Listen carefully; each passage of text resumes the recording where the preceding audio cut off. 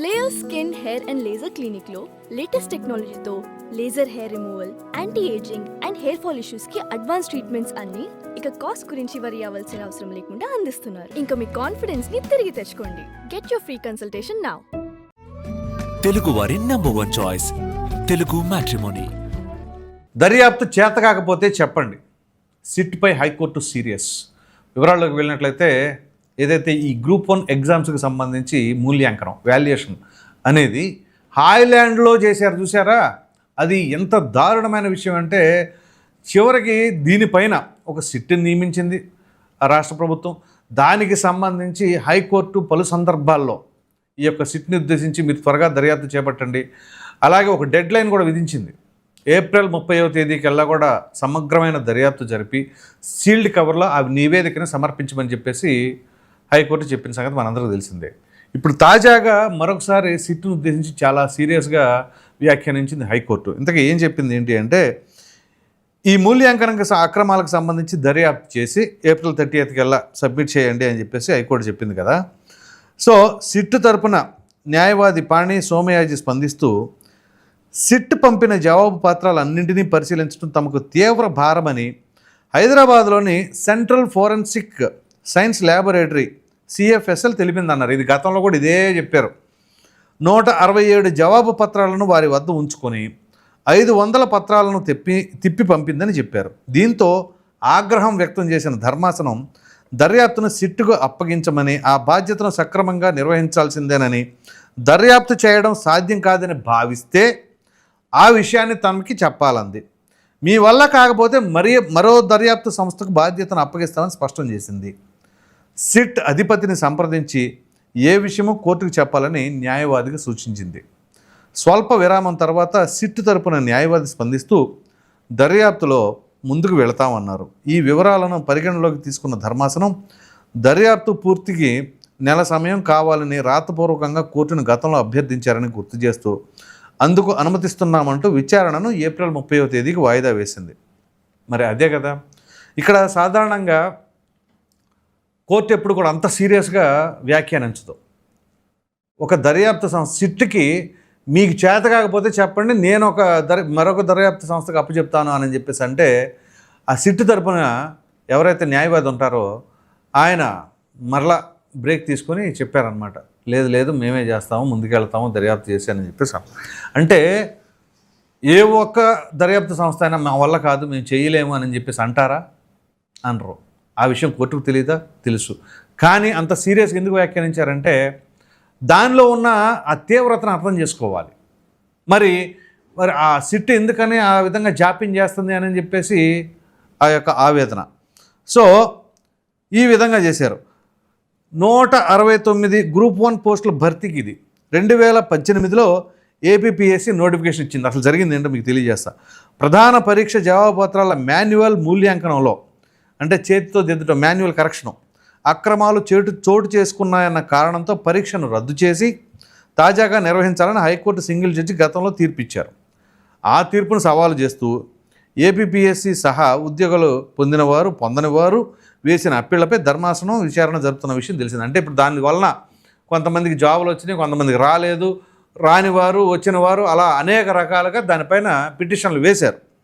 So ఈ క్రమంలోనే కదా ఆ పిటిషన్లు వేసిన తర్వాత ఈ రకంగా ఇప్పుడు విచారణ చేపడతా ఉన్నారు. సో ఈ విచారణలో ధర్మాసనం స్పందిస్తూ గ్రూప్ 1 ద్వారా ఎంపికైన వారిని నాన్ ఫోకల్ పోస్టులకు బదిలీ చేయాలని గతంలో తాము ఆదేశించామని గుర్తు చేసింది. దానిపైన మనం కూడా ఒక వీడియో చేశాం. సో కొంతమంది డిఎస్పీలను సిఐడి ఆఫీసుకు బదిలీ చేసినట్లు తమకు సమాచారం ఉందని తెలిపింది. ఆల్రెడీ మీరు జీతాలు ఎలా చెల్లిస్తున్నారు వాళ్ళకి అని చెప్పేసి గతంలో కూడా హైకోర్టు చాలా సీరియస్ అయింది.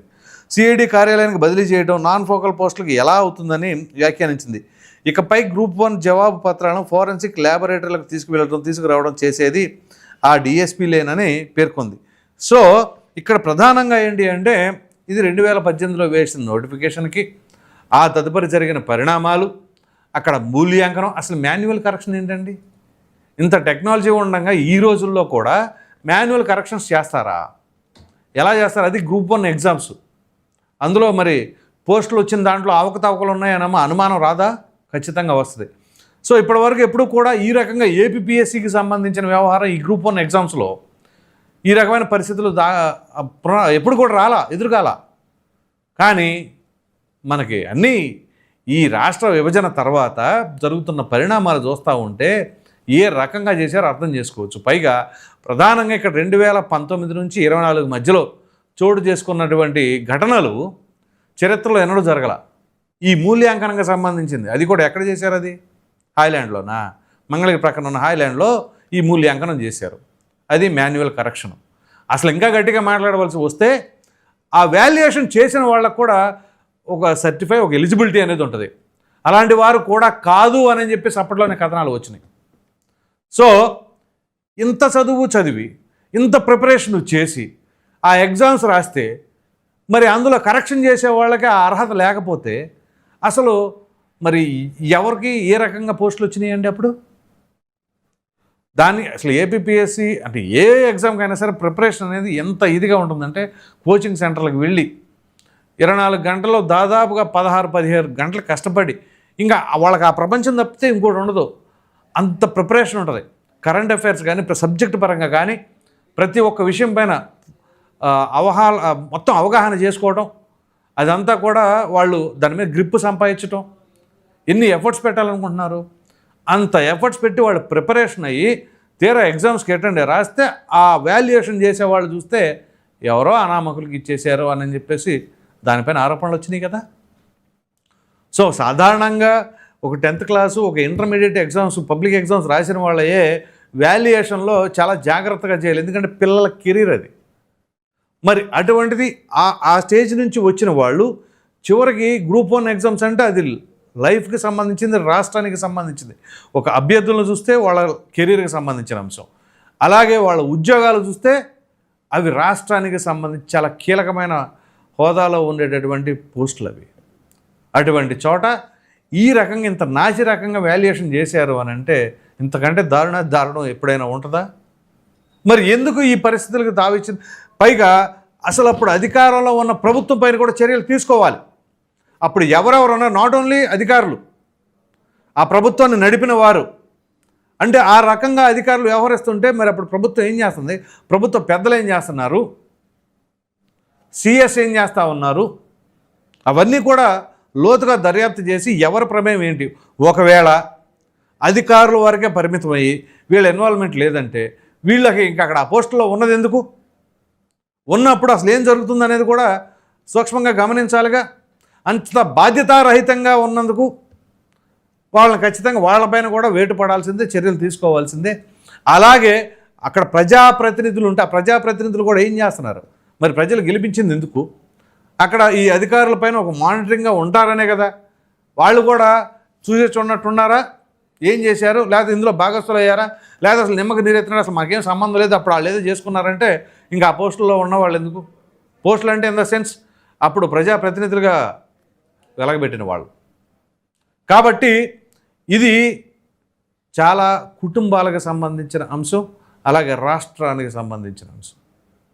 ఎంతోమంది పాపం అప్పులు చేసుకొని కోచింగ్ సెంటర్లకు వెళ్ళి తినకో ఏదో రకంగా ఇబ్బందులు పడతా పాపం ఆ సబ్జెక్ట్ మీద బాగా గ్రిప్ సంపాదించుకొని ఎగ్జామ్స్ రాస్తే ఆ కెరీర్ కాస్త ఈ రకంగా ఈ మూల్యాంకనం రూపంలో స్వాహా అయిపోతే దానికి జవాబుదారీతనం ఎవరిస్తారు? ఎవరు బాధ్యత తీసుకుంటారు? అందుకనే కోర్టు ఈ విషయంలో చాలా సీరియస్గా, గతంలో కూడా వీళ్ళు ఏం చేశారు, మాకు కొంచెం సమయం కావాలి అని చెప్పేసి ఇదే ఈ ఫోరెన్సిక్ ల్యాబు అన్ని పేపర్లు అవన్నీ కరెక్షన్ చేసి చూడాలి అంటే చాలా కష్టం అన్నందుకు గాను అప్పట్లో గట్టిగా క్లాస్ పీకేసరికి మళ్ళీ 1 month టైం పీరియడ్ అడిగారు. అది కూడా సరే ఓకే అని చెప్పేసి దాని ఎక్స్టెన్షన్ కూడా ఇచ్చారు. మరి April 30th ఏం జరగబోతుంది చాలా కీలకంగా ఉండబోతుంది. సో ఈ నేపథ్యంలో ఇది లోపం ఎక్కడ జరిగింది? ముందు అధికారుల పర్యవేక్షణ, లేకపోతే ఇంకా ఎక్కడైనా ప్రలోభాలు ఉన్నాయా ఏంటి అనేది ఇవన్నీ కూడా చాలా కీలకంగా ఉండబోతుంది.